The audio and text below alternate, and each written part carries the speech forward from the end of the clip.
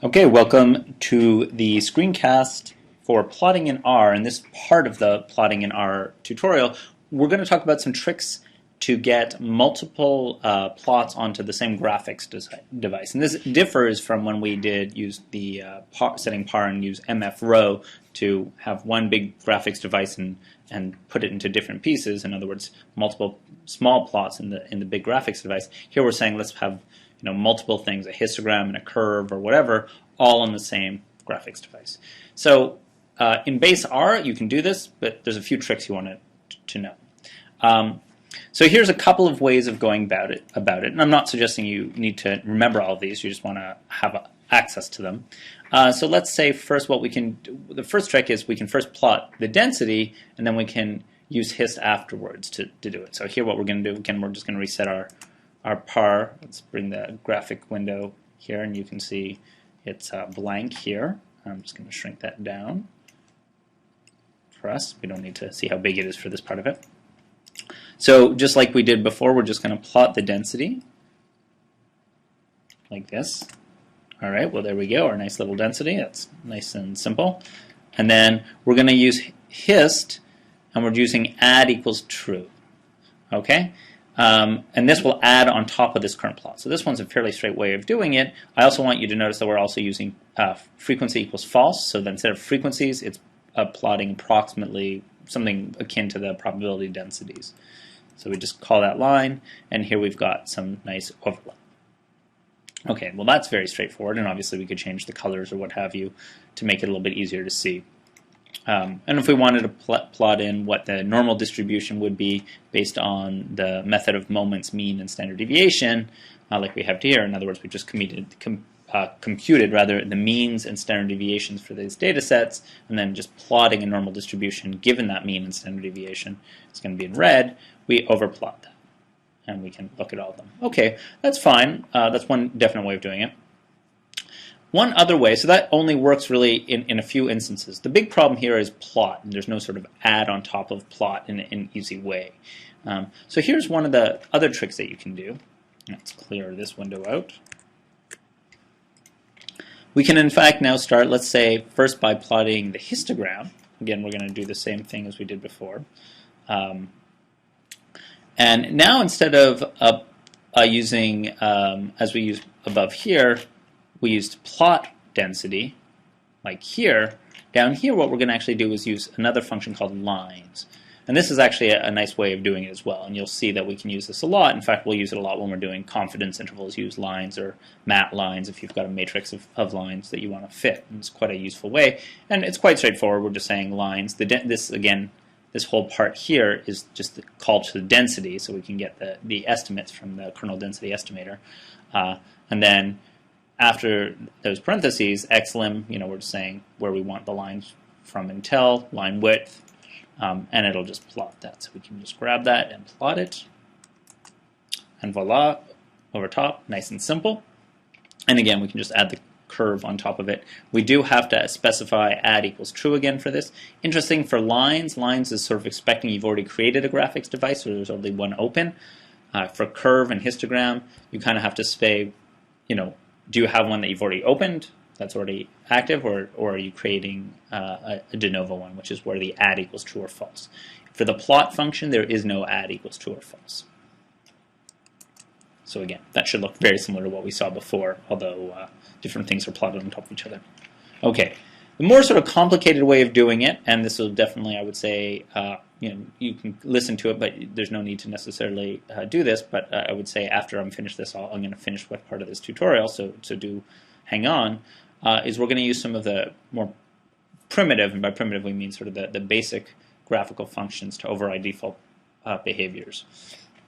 So again, we're going to start with just doing the histogram.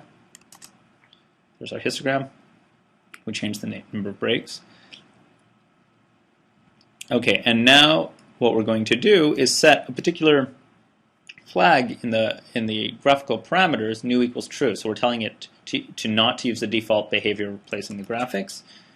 And then we can actually plot again on it. So how well is this going to work?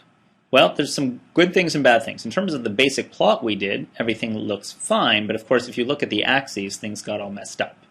And so one of the things you have to be careful about when doing this sort of approach is making sure that maybe holding off and putting your axes in until after you finish plotting everything else on top of it. Generally speaking, you won't need to do this sort of thing, but there are places where you are trying to make more complicated graphs that this will be required. And you can always, of course, come in and speak to me, and I can, myself or Beth or Will can help you with that. But this approach is generally useful for doing things with multiple y-axes, and then you can actually use the axis function to put axes on afterwards. Okay.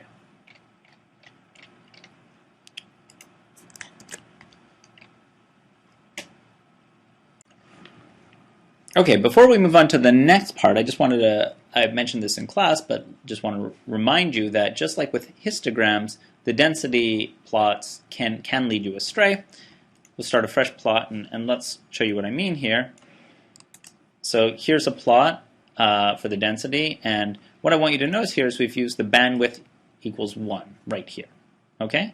But see what happens, and we're just going to add on top of this, when we change the bandwidth. We'll change it to 0.75 and 0.5, and I guess even to 0.25 here, and you can see that we start getting a lot of bumpiness. So you see, instead of it being a nice smooth curve, we're getting these sort of strong, jagged, excuse me, jagged peaks.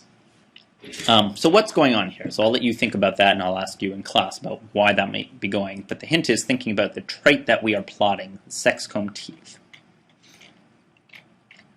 Okay, but what is important from here is to investigate the effects of bandwidth on your empirical density estimates.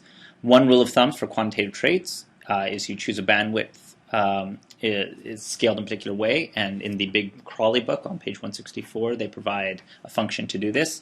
I've encoded it here for you to do. Basically it's taking into account the minimum maximum values as well as how many observations you have, put simply, and it's sort of a rule of thumb bandwidth. I think this is actually now what is in the how the bandwidth is actually calculated directly in the density function itself now, but that was not, I think, previously true. But it's worth playing around with this. So we can call the bandwidth function and plot it, and I think it's actually going to do it. What's it going to look like? It's actually going to look pretty much like what we had with bandwidth of 1. In fact, we can see what BW.1 was, and it's about 0.75. So we'd expect it to be pretty similar to one of these plots right here. It should look most similar to this. And they pretty much overlap perfectly.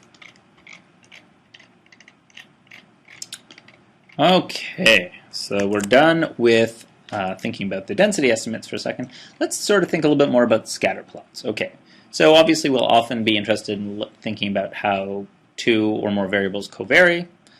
You know, as the simplest thing to do, we might sort of ask what's the correlation between two variables, and this is between the sexcomb teeth and the tarsus length.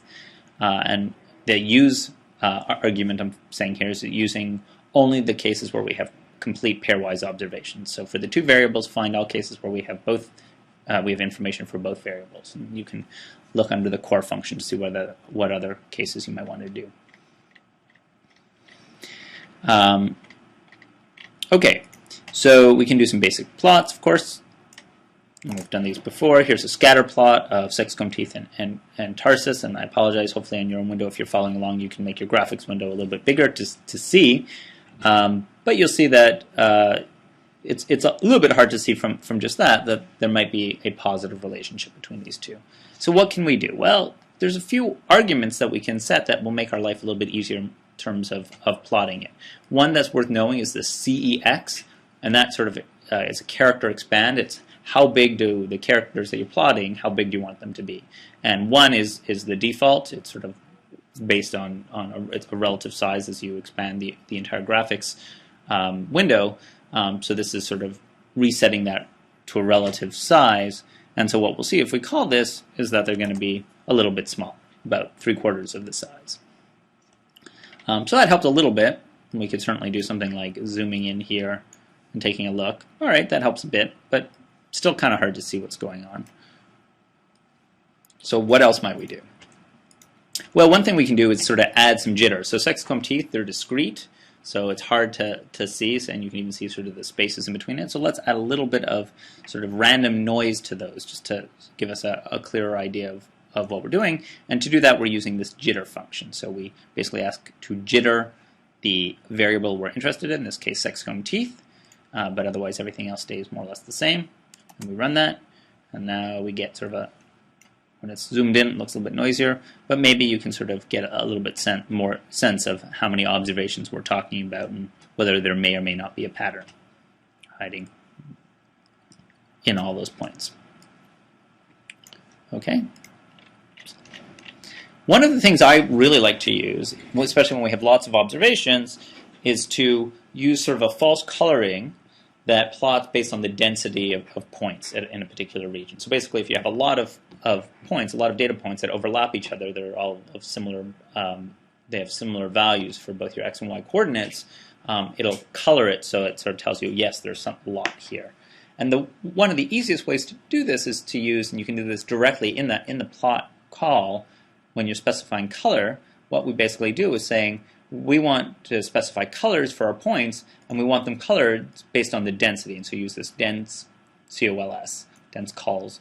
And you can use it for one variable or the other or both, as I've done here. But you're basically saying, hey, depending on the density of points at a particular region, if there's a lot of points in that region, make it a darker color.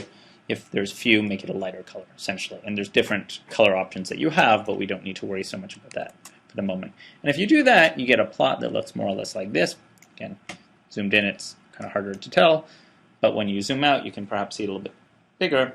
The very light blues mean that there are not a lot of points around there. They probably mean single points, but around here, hopefully you can see my mouse, there's a lot of darkness. So there's probably a lot of data right around there. So this might be one way of doing that. And this is particularly useful, like I said, if you have lots and lots of observations. There's another function that's pre-built called smooth scatter. It really does pretty much the same thing. This NR points is just to specify that we're going to plot all of the points of the data and that we're interested in all of them. But pretty much, I think the coloring it gives is quite different, but it's the same basic idea. I don't find this quite as useful, but you can sort of see, again, the coloring is the same basic idea. Dark blues suggest more points. Light blues suggest fewer, and you can actually see those points in sort of a cloud around them. Okay, so we can also instead think about the different treatment levels and color those or whatever. Again, because of this experiment, we knew what we were looking for. We had particular clear treatment levels. So we have some idea of the model we're already trying to fit. This is just giving us a sense of if there's any outliers we need to worry about, if there's something about the specification of the model that we need to consider, and so on. All right, so what we're going to do is first we'll just create a new graphics window. We're going to want something with 2 rows. So again, we create that so it comes up on my other screen, so I'm just going to move it on over. Resize it. Let's do that. And here's a really handy set of tricks that you can do. So again, we're just plotting sexcomb teeth and tarsus length. I'm jittering the sexcomb teeth just to make it a little clearer. But we're going to specify different colors based on the genotypes. And again, our genotypes are the mutant, which is DLL, or wild type, which is WT. And for the first level of genotype, which it does alphabetically, it'll be DLL. That should be red. The second level of genotype will be blue, unless we've re-leveled it. And I can't remember, we may have done that earlier on in the script. We'll take a look later on. But it's not super really important for right now. So we can do that. So we're basically saying, okay, here's the vector of colors we want to do, and we're going to choose those colors based on this variable, so using the index. Again, this is one of those really powerful examples of using the index. We do the same thing here, but instead of doing it for colors, we're going to do it for the symbols we use. And PCH, or page character, I think is what that stands for, is essentially the argument we set for saying symbols. So we're, again, creating a vector. We're going to use 2 different symbols. They're numerically 16 and 17, and you'll see what they look like in a second. And we're going to set those based on temperature. And we have 2 levels of temperature, and again, we've set that as a factor. This wouldn't work if it wasn't created as a factor, but there's some tricks you can do. And then we're just going to otherwise use things we've done before. Okay, so right now it's giving me a figure margins too large error. That's not surprising. It's because it just wants me to have a bigger place to plot. So we do that, and we get something that looks like that. So again, we have triangles, fill triangles and fill circles that are red or blue here. Ones for the blue and red are for the two different genotypes, and triangles and circles are for the two different temperature treatments. That's pretty basic, so maybe let's add some more information to this. I'm going to have to make this a little bit bigger. In fact, I'll just put it over here. I'll bring it back in a second. So we're going to do this. We're going to add a little bit about the X labels and sort of control the dimensions a little bit better. Bring it back. And as you can see, we've just added some labels and made it a little bit easier to interpret. We can use the legend function as well to clarify things. Okay, well that's great, but do we want to do something with that? Yes, so one of the things we might want to do is there any real relationship between these two? It's a lot of points, it's hard to see what's going on. So one of the things we can do is use those non-parametric smoothers that we talk about, these like a locally weighted polynomial regression, the LOS, or the cubic spline. And that's pretty easy to fit in R. So the way to use it is, not surprisingly, using a function called LOS. There's two different ones, this one, LOWESS, and there's also LOESS. I think here we're only going to use this one. The other one I think has been deprecated. What was I going to say? Yeah. So you're just going to call that here, and then what that produces is essentially data that you can then directly plot.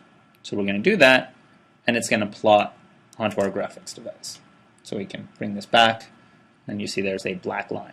Now, in this case, we haven't taken that black line, we haven't taken into account the different temperatures or the different genotypes with this.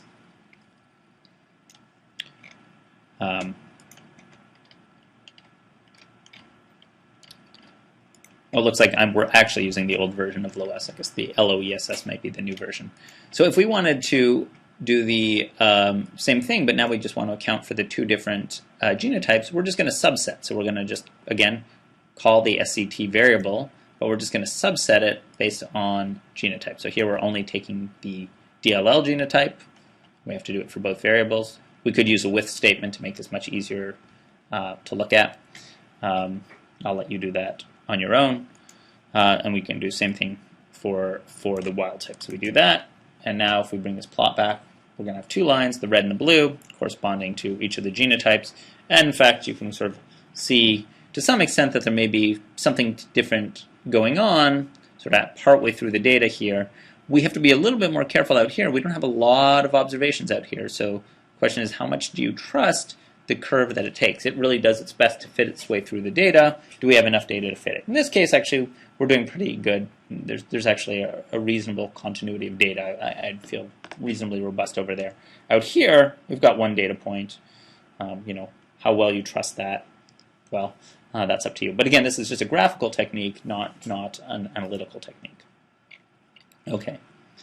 You can do the same sort of thing using the cubic smoothing spline function, which is just called smooth spline, and that we're just calling that, this is sort of the smooth spline bar. It's just like we did with LOS, so it's no different. And in fact, in this case, if I remember, produces almost identical results.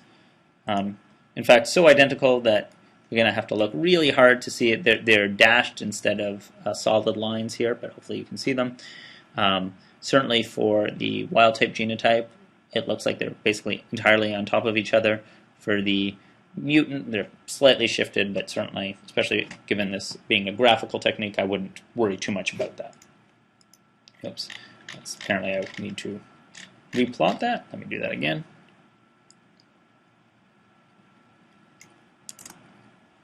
Okay, so again, this is the plot we just looked at. I've just put it in one window. You didn't need to close that window, but if you did, you can just grab all of that text and just do it again. What we're going to do now is just add some nice features to that.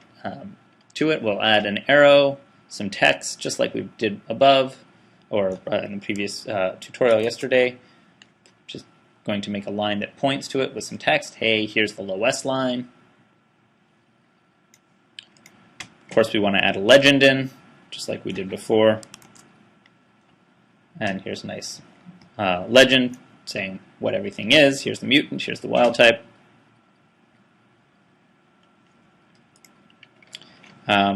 There are some tricks, people asked in class, there are some tricks we can use to identify either useful points in the plots or positions in plots.